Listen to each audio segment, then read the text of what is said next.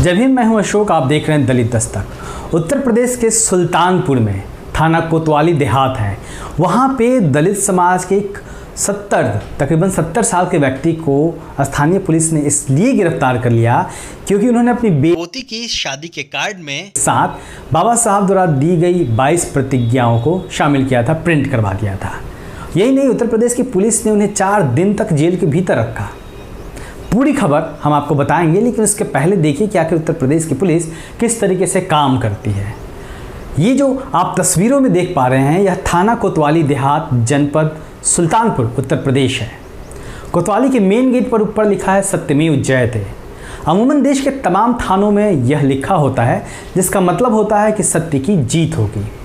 लेकिन लगता है कि उत्तर प्रदेश की पुलिस सत्यमेव जयते का मतलब भूल गई है और प्रदेश का हाल सत्यमेव जयते की जगह सत्तामेव जयते हो गया है।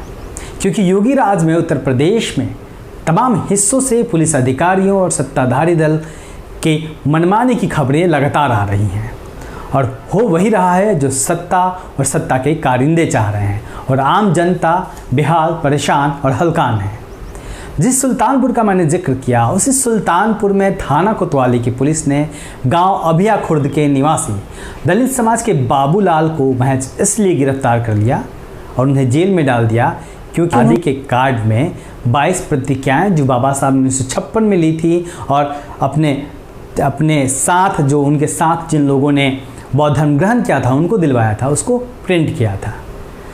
शादी का यह कार्ड स्थानीय लोगों के बीच भी बटा, जिस पर स्थानीय हिंदुओं ने आपत्ति दर्ज कराई। उन्होंने शिकायत दर्ज कराई स्थानीय कोतवाली में, और प्रभारी जो है देवेंद्र सिंह, उसने तकरीबन 70 साल के बुजुर्ग बाबूलाल को विदाई के तीसरे दिन ही गिरफ्तार कर जेल भेज दिया। उन्हें 24 मई से 28 मई तक हवालात में रखा गया। इस मामले में लगातार कोशिश की हमने कि उनके परिवार वालों से बात हो जाए, लेकिन डर का आलम यह है, स्थानीय लोगों ने इस तरीके से डरा रखा है बाबूलाल, उनके पूरे परिवार को, कि वो कुछ भी कहने से लगातार बच रहे हैं। क्या मामला है आपका?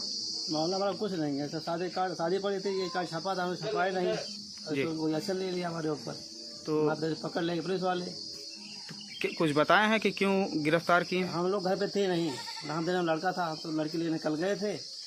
हम मामला भाटे रुक गए, हमारे पास फ़ोन आया कि आज हमें पहुँचते मतलब उठा ले गए यहाँ से। तो आपको पुलिस वालों ने बताया होगा ना कि क्या मामला है? हाँ, ये बताया था, मतलब तुम देव तो गाली देते हो, उनका उल्लंघन करते हो। तो 22 प्रतिज्ञा छपवाने के विरोध में आपके पिताजी को गिरफ्तार कर लिया। इस पूरे मामले को सोशल वर्कर, अम्बेडकरवादी संगठन देख रहे थे और वो लोग लगातार इस मामले में उनकी रिहाई के लिए बाबूलाल के लगे हुए थे। और एडवोकेट शरद कुमार ने बताया कि आखिर इस पूरे मामले में हुआ क्या है, जरा यह भी सुन लीजिए। ये अभिया में जो वृद्ध को जेल भेजा गया है, क्या मामला है? पूरा मामला बस इतना सा है कि उन वृद्ध ने अपनी पोती की शादी के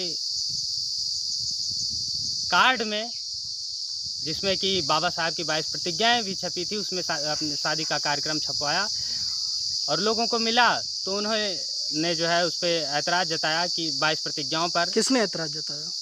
गांव के ही सवर्ण लाभी ने। अच्छा, तो सभी समाज को दिया गया था, तो जिन्हें मिला उन्होंने इस पर ऐतराज़ जताया बाबा साहब की 22 प्रतिज्ञाओं पर कि ये नहीं होना चाहिए था। तो केवल ऐतराज़ जताने से जेल कैसे चले गए वो?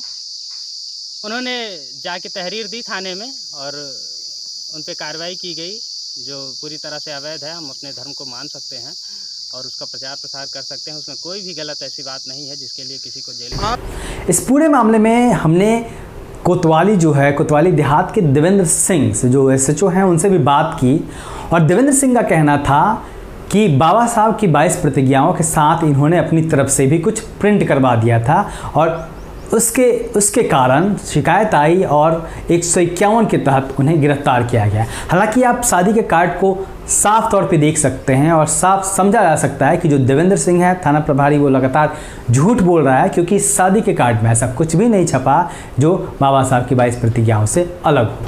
हालांकि मामला तूल पकड़ने के बाद भले ही बाबूलाल की रिहाई हो गई हो, लेकिन जिस असंवैधानिक तरीके से बाबूलाल की गिरफ्तारी हुई, उसने यूपी पुलिस की दलित समाज को लेकर जो उसकी मनोदशा है, जो उसकी सोच है, उसको सामने ला कर रख दिया है। सवाल यह भी है कि क्या सुल्तानपुर की पुलिस और यूपी शासन भारतीय संविधान से ऊपर है?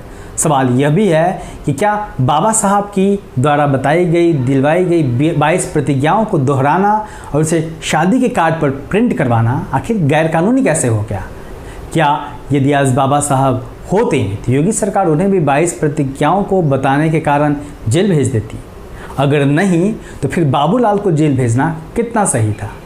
सुल्तानपुर की पुलिस को इसका जवाब देना ही होगा। आप देखते रहिए दलित दस्तक और हमारे चैनल को जरूर सब्सक्राइब भी करिए। जय भीम। भीमा कोरेगांव फिल्म के निर्माता निर्देशक रमेश थेटे द्वारा दलित दस्तक को भी फिल्म का आधिकारिक डिस्ट्रीब्यूटर बनाया गया है ताकि दलित दस्तक के पाठकों और दर्शकों तक VIP पास आसानी से पहुंच सके। आप VIP पास बुक करना चाहते हैं तो हमें दिए गए नंबर पर व्हाट्सएप करें या ईमेल करें।